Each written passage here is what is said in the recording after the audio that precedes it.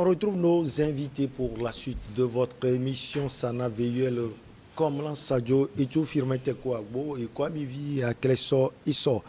On file à Ouagadougou au Burkina Faso. La suspension des activités politiques entrée en vigueur, c'était le 30 septembre 2022 et toujours d'actualité concerne tous les partis politiques sans exception.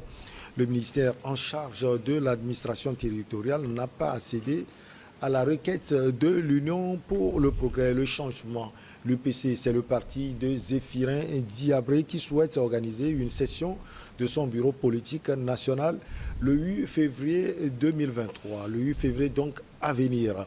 Alors, on commence par qui, Sana, ou bien Firmin, Sana. La suspension des activités des partis politiques, c'est un réel problème au pays des hommes intègres. Même certains opposants attaquent cette décision en justice. Oui, c'est normal qu'ils puissent, n'est-ce pas, attaquer la dite décision, d'autant plus que les droits politiques, donc la liberté d'expression qui va avec, ce sont des droits qui sont, n'est-ce pas, consacrés par la Constitution burkinabé. Donc quelques jours après la suspension, le 30 septembre 2022, jour auquel M.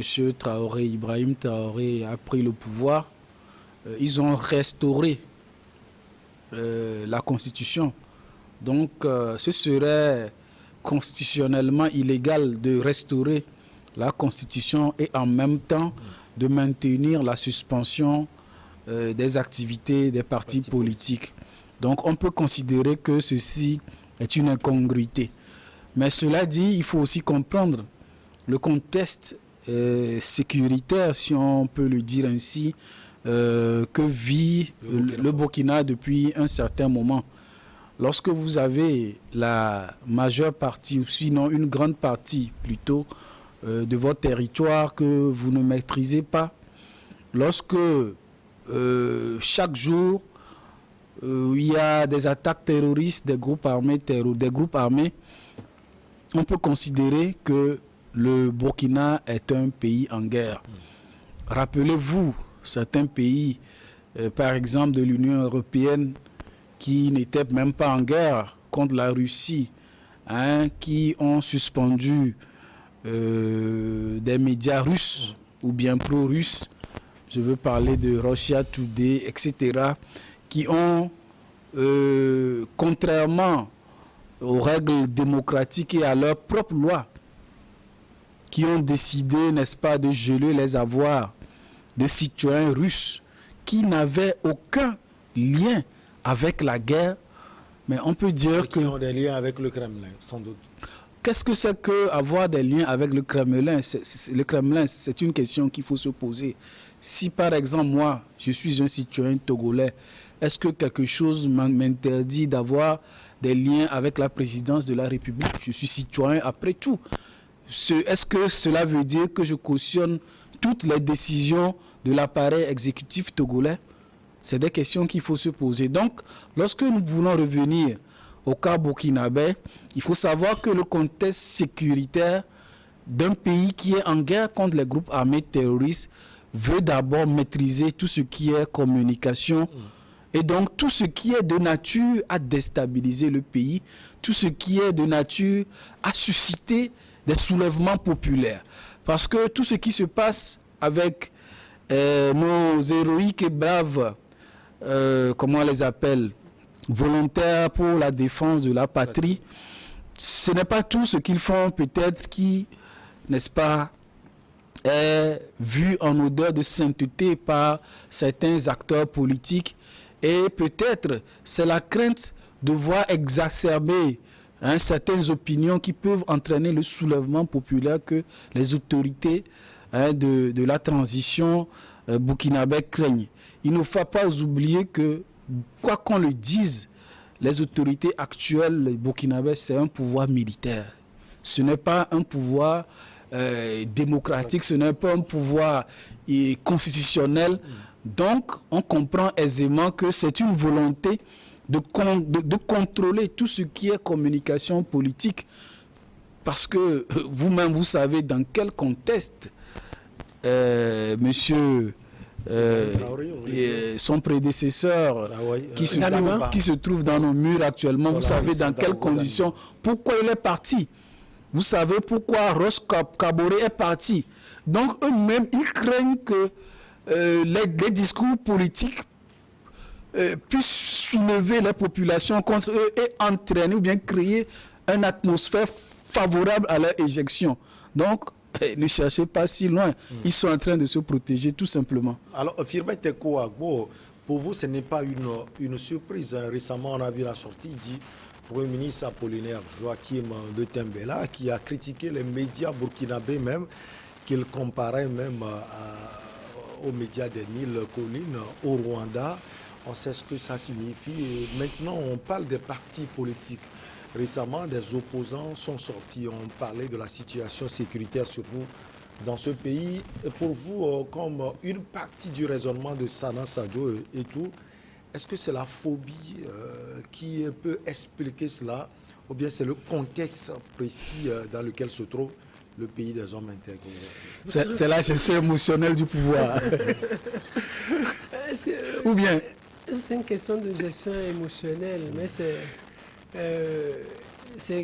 une situation qui est très délicate pour ceux-là qui dirigent, qui ont peur de tout. Vous savez, la faiblesse d'un régime militaire et un régime qui cherche à durer au pouvoir, c'est la peur.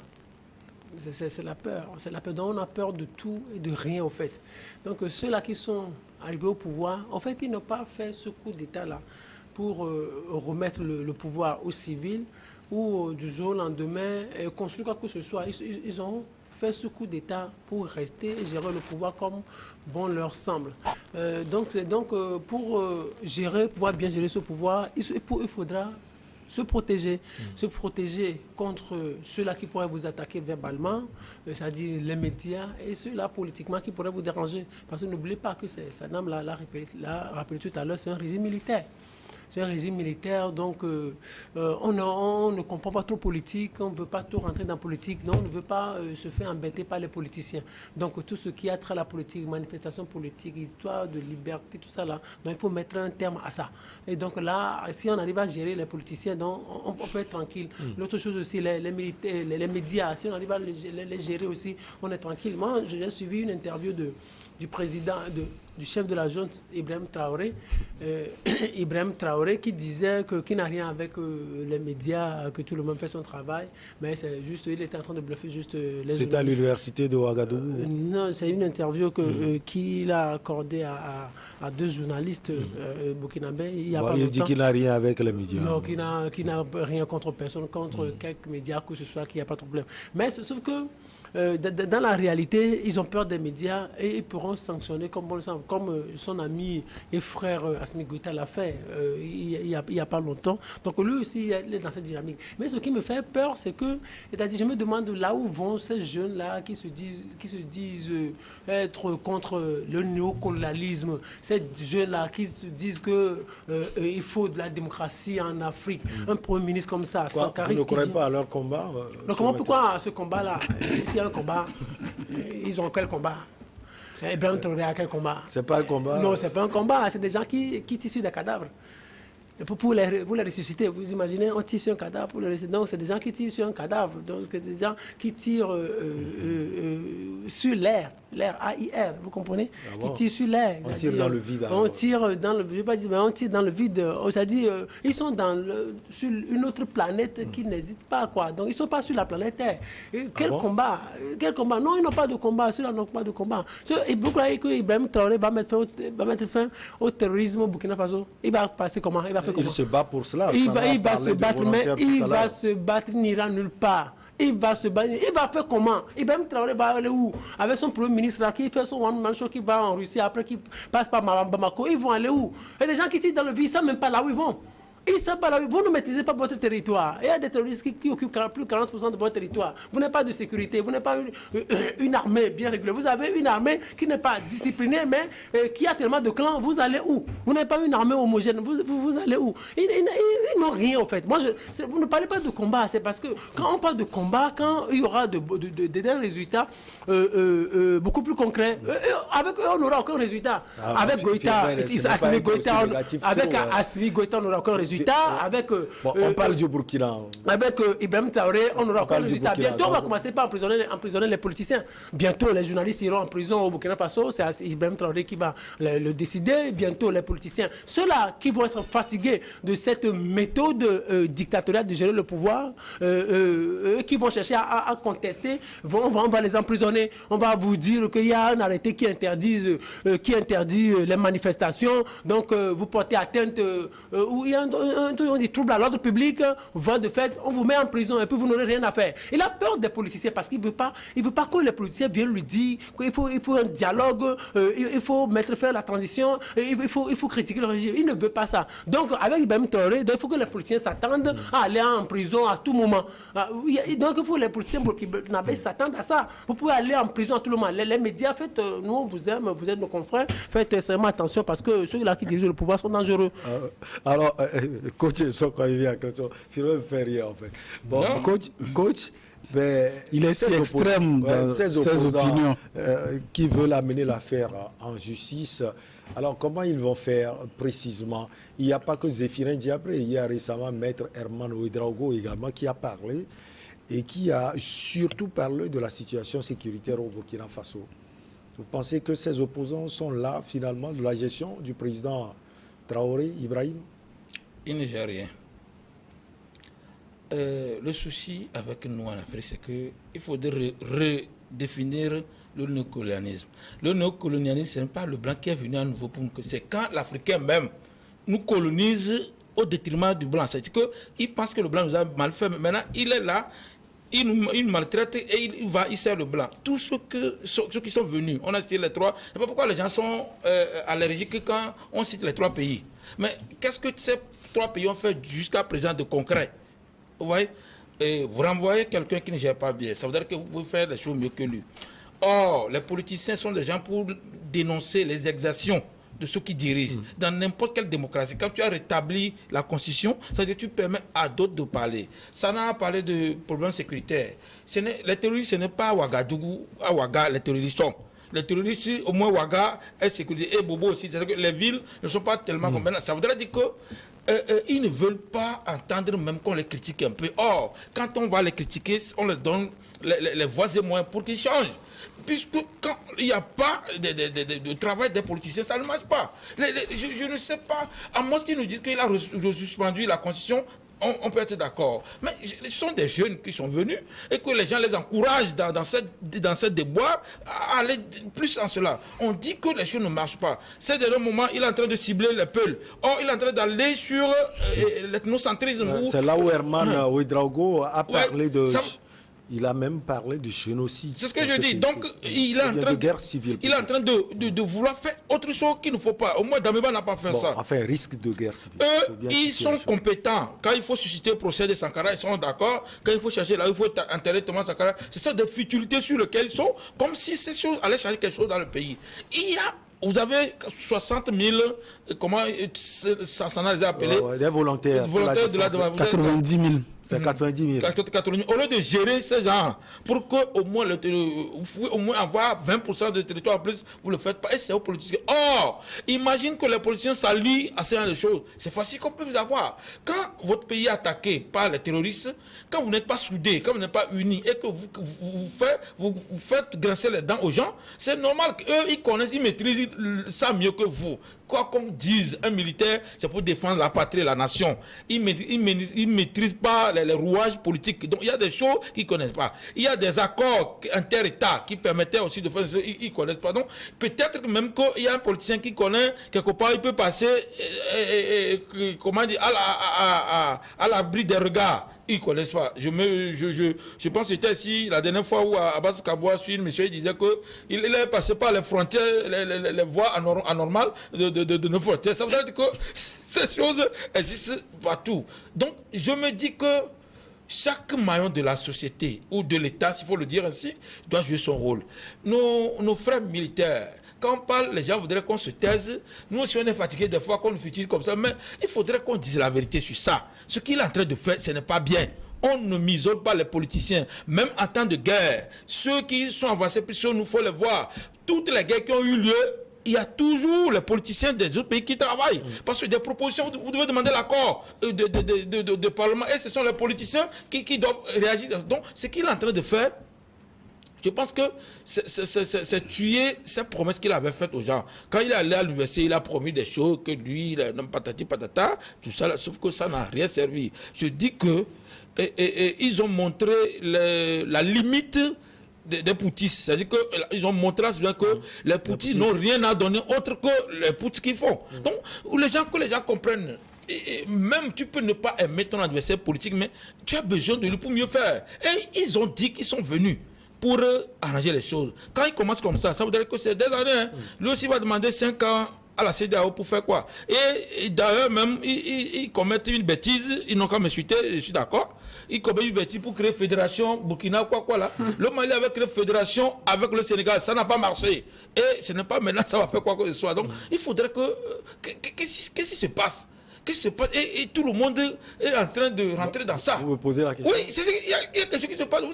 Moi, je me dis que des fois, j'ai peur même de sortir sur la route en disant que quelqu'un va me cogner juste parce que je ne défends pas la cause. Mais ce que nous disons, il faut donner l'information à la population. Et la population choisit ce qu'elle veut. Là, elle peut être responsable de ce qu'elle fait. Mais qu'on lui dit d'aller dans le même sens. Or, la vérité n'a jamais une ligne droite. La vérité passe par des bifurcations pour aller. Mais que les gens nous disent d'être sur la même ligne droite, ce n'est pas normal. Il faudrait qu'on dénonce. Et il doit laisser les politiciens jouer leur rôle.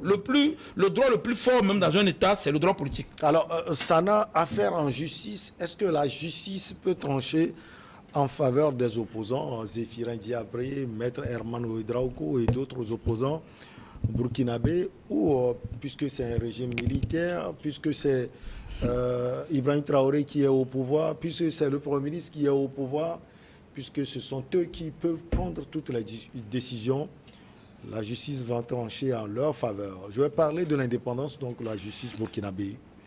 Vous savez, je vais être très sincère avec vous. Je n'ai pas les moyens intellectuels et suffisamment d'éléments à ma disposition pour avoir la prétention de juger de l'indépendance de la justice burkinabé. Ceci dit, on peut apprécier les choses au cas par cas. Mais moi, je ne pense pas que c'est dans l'interdiction ou bien l'autorisation d'une manifestation, d'un meeting, d'un parti politique qui empêche un parti politique de contribuer à la gouvernance du pays. Ça, c'est sûr. Ils peuvent faire autre chose. À part ils ont plusieurs moyens. C'est-à-dire, ils peuvent faire des propositions, demander des rencontres. Il y a plusieurs canaux. Ça, c'est les propositions des rencontres avec ceux qui dirigent. Avec ceux qui dirigent. Il ne faut pas les critiquer par le truchement des rencontres, des meetings et autres. Ce n'est pas par un meeting forcément qu'il faut passer. Ça, c'est le premier point. Là, c'est il y a plusieurs qui choisissent. Non, je n'ai pas dit cela. J'ai dit qu'il y a plusieurs moyens autres que les meetings. Les meetings, c'est un moyen parmi tant d'autres. C'est ce que je veux dire. Le second point qui est important de soulever, c'est que c'est quand même surprenant de remarquer que lorsqu'il s'agit, par exemple, de se réjouir de l'annonce du départ des forces françaises, on peut autoriser les manifestants, les Burkinabés, à exprimer leur joie publiquement. Mais quand il s'agit d'activités de partis politiques, notamment les meetings, on peut invoquer le décret suspendant les activités des partis politiques. Mais encore une fois, s'il faut apprécier sur le plan juridique, ce serait difficilement défendable de dire que d'un côté, la suspension a été restaurée, donc toujours en vigueur, laquelle constitution consacre les droits politiques et la liberté d'expression, et en même temps, on peut se prévaloir d'un décret qui ne peut pas être opposable à la Constitution. C'est-à-dire, dans la constitutionnalité des lois, ce serait une aberration de dire que c'est un décret qui vient suspendre un droit constitutionnel. Donc, sur ce plan, je ne pense pas que ce serait juridiquement défendable de dire qu'un décret est valable pendant que la Constitution consacre un droit fondamental. Alors, Firmin Teko Agbo, on revient sur peut-être le passé de maître Apollinaire Joachim de Tembela. On l'a plus connu sur les médias burkinabés. Aujourd'hui, on a l'impression qu'il est en train de tacler, peut-être pour le bien, parce qu'il faut être quand même honnête, pour le bien du Burkina Faso, il est en train de tacler les médias, parce que sortir et parler, comparer les médias burkinabés à la radio des 1000 collines, c'est peut-être trop dit, ou bien c'est compte tenu de la situation? Non, c'est que quand il était sur ces médias-là, il ne comparait pas ces médias à la radio 1000 collines. Aujourd'hui, il a un certain pan du pouvoir, donc, et il le gère comme bon lui semble. C'est là où vous voyez que ceux-là, en qui on fait confiance, quand vous leur remettez le pouvoir, vous voyez leur réaction et vous en êtes tellement surpris. On devrait, en réalité, à partir de ce moment-là, on ne devrait même plus en être surpris. Surtout quand on veut parler des dirigeants africains, surtout des gens qui ont eu à œuvrer dans les sphères politiques, à diriger les partis politiques, les associations de défense des droits de l'homme, les associations, les acteurs de la société civile, les avocats, quand ils deviennent président ou ministre, premier ministre, vous les voyez tout de suite changer. C'est ce qui est un peu regrettable. En fait, c'est la nature humaine. Quand quiconque a le pouvoir est porté à en abuser. C'est ce qui est en train de se passer. Mais ce qui m'étonne fort dans l'histoire, c'est que ceux-là, ils affichent aux yeux du monde qu'ils ont un certain idéal qu'ils défendent, alors qu'ils n'en ont aucun. Ah Ils bon? n'en ont aucun. C'est-à-dire, quand vous avez un certain idéal, c'est-à-dire, vous mettez l'homme au centre. C'est ça, en fait. L'idéal qu'on veut construire, c'est quoi? Avoir l'homme au centre, penser au bien-être de l'homme, permettre à cet homme-là de pouvoir s'exprimer librement, au cas où il sent le besoin. Maintenant, vous avez le pouvoir. Parce que, pourquoi je le dis? Parce que lui, il se disait sankariste. C'est un sankariste. Il se rappelle les valeurs de Sankara.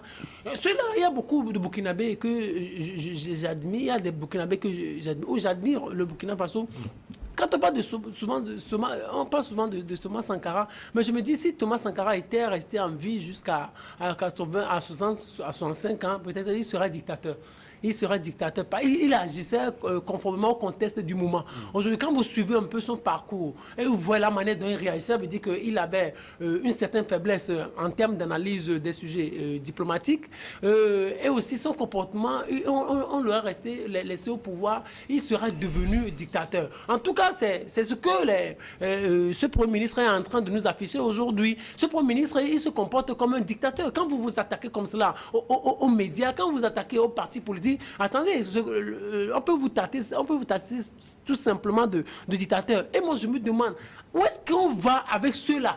C'est la question que je me pose. Des gens qui n'ont aucun idéal du 21e siècle. L'idéal du 21e siècle aujourd'hui, c'est quoi? C'est laisser les gens parler. Les réseaux sociaux sont là. Vous ne pouvez plus empêcher les gens de parler, de pouvoir s'exprimer. Soit vous le faites, vous les forcez à se taire, mais avec le temps, il y aura une certaine explosion et il y aura une certaine implosion aussi. Par exemple, Ibrahim Traoré, s'ils croient qu'ils sont assis confortablement ici sur Le présidentiel, vous voulez dire. Ils croient avoir une assise présidentielle, ils se trompent. Ils sont les plus fragiles au monde. Ça peut capoter à tout moment. C'est d'ailleurs ce qu'ils avaient reproché à Damiba, l'assise présidentielle justement. Oui, c'est ce qu'ils sont en train... Damiba, on le voyait pas plus sur le front, c'est ce que Traoré lui reprochait d'ailleurs. Non, attendez, moi je vous donne quelques mois, vous allez voir, il va devenir beaucoup plus présidentiel, mais il va devenir beaucoup plus présidentiel. Mais pour le moment, il fait le travail, il est au front. Est-ce que son problème c'est d'aller au front? Son problème, c'est d'aller au front. Quelqu'un lui a dit ça, qui lui a demandé d'aller au front. Il C'est se ce que la comporte comme Burkinabé un lui a chef de demandé. guerre. Et chef de guerre. Il n'y a pas de gens pour aller jouer ce rôle. Il est le chef suprême des Il y a armées. des généraux, il y a des colonels. généraux, il y a des officiers, tout ça. Mais ce qu'on lui demande, c'est de rester et de pouvoir bien coordonner les choses. On lui rend compte. Maintenant, s'il va là, il se fait tuer. On va dire quoi? Que bravo, qu'il est fièrement décédé. C'est ce qu'on attend. Ça ne va pas changer quoi? Moi, Il je ne sera dis. pas le seul. Déby a été tué au front. Et ça a Attendez, rapporté c'est ce qu'on quoi, nous, c'est ce Déby qu'on nous dit. Est-ce qu'on nous dit? Mais ça m'aura changé quoi? Quand vous mourrez au front, ça change quoi? Quand lui, il va mourir au fond, qu'est-ce que ça va fondamentalement changer? Vous savez, il n'y a qu'une seule personne qui est morte et que sa mort ait pu changer quelque chose. Qui? Chez les chrétiens, c'est Jésus-Christ. C'est lui qui est mort quand il mourait ou quand on l'a crucifié à la croix. Donc le ciel s'est assombri. Il sonnait 15 heures, mais il faisait déjà nuit. Donc, et puis ça a changé son oraison jusqu'à présent. Vous imaginez, c'est chez les chrétiens. Moi, j'analyse ce que les chrétiens vivent. Maintenant, lui, il va changer quoi? Regardez, moi je vous dis, ceux-là ne vont pas durer au pouvoir. Ibrahim Traoré ne va pas durer au pouvoir. Les Joachim ne vont pas durer au pouvoir. Ils vont fuir le pouvoir. Le temps vient, ils vont quitter le pouvoir. Parce qu'ils sont en train de s'amuser. Ils sont dans un pays où il y a une dizaine de coups d'État en moins de 60 ans. Mais c'est un pays dangereux. C'est un pays très fragile. Ils n'ont pas les clés de la sécurité de ce pays. Peut-être ce sont les coups d'État, ils veulent éviter. Ils vont éviter quel coup d'État? Coach, oui, dernier mot, vous avez encore 2 minutes. Sur la situation Je dis que... les opposants, ils feront quoi concrètement? Non, normalement...